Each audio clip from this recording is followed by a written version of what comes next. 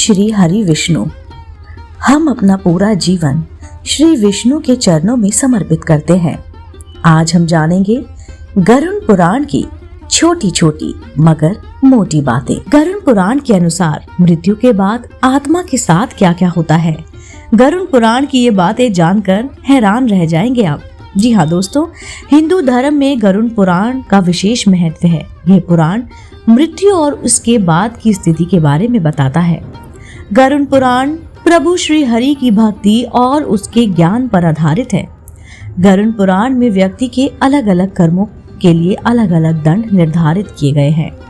साथ ही साथ यह भी बताया गया है कि आत्मा को अगला जन्म किस योनि में मिलेगा। मृत्यु एक ऐसा सत्य है जिसे कोई भी टाल नहीं सकता। ऐसे में गरुड़ पुराण में मृत्यु और उसके बाद की स्थिति के बारे में बताया गया है। साथ ही साथ इसमें यह भी बताया गया है कि व्यक्ति के किन किन कर्मों पर उसे नरक की प्राप्ति होती है और उसे किस प्रकार का दंड झेलना पड़ता है। दोस्तों, वीडियो शुरू करने से पहले मैं आप सभी से जानना चाहती हूँ, क्या आप मेरे चैनल पर नए हैं? अगर हाँ तो आप मेरे चैनल को तुरंत से सब्सक्राइब कर लीजिए, क्योंकि ऐसे ही धार्मिक, पौराणिक, कहानी, कथाएं, व्रत, पूजा विधि हम अपने चैनल द्वारा आप तक साझा करते हैं। आइए जानते हैं मृत्यु के बाद आत्मा के साथ क्या होता है। गरुड़ पुराण में कुल 88 लाख योनि के बारे में बताया गया है। इसमें से पशु, पक्षी, वृक्ष योनि, कीड़े मकोड़े और मनुष्य योनि आदि सब शामिल हैं। गरुड़ पुराण में बताया गया है कि मृत्यु के बाद आत्मा जब शरीर छोड़ने के बाद भी उसमें भूख, प्यास, क्रोध, द्वेष और वासना आदि का भाव नहीं जाता। गरुड़ पुराण के अनुसार मृत्यु के बाद आत्मा मृत्यु के देवता यमराज के पास जाती है। यमराज ही व्यक्ति के कर्मों के आधार पर न्याय करते हैं। जीवन में किए गए बुरे कर्मों के लिए आत्मा को नरक की यातनाएं भी झेलनी पड़ती हैं। कर्मों के आधार पर अलग अलग कर्मों के लिए अलग अलग दंड निर्धारित किए गए हैं।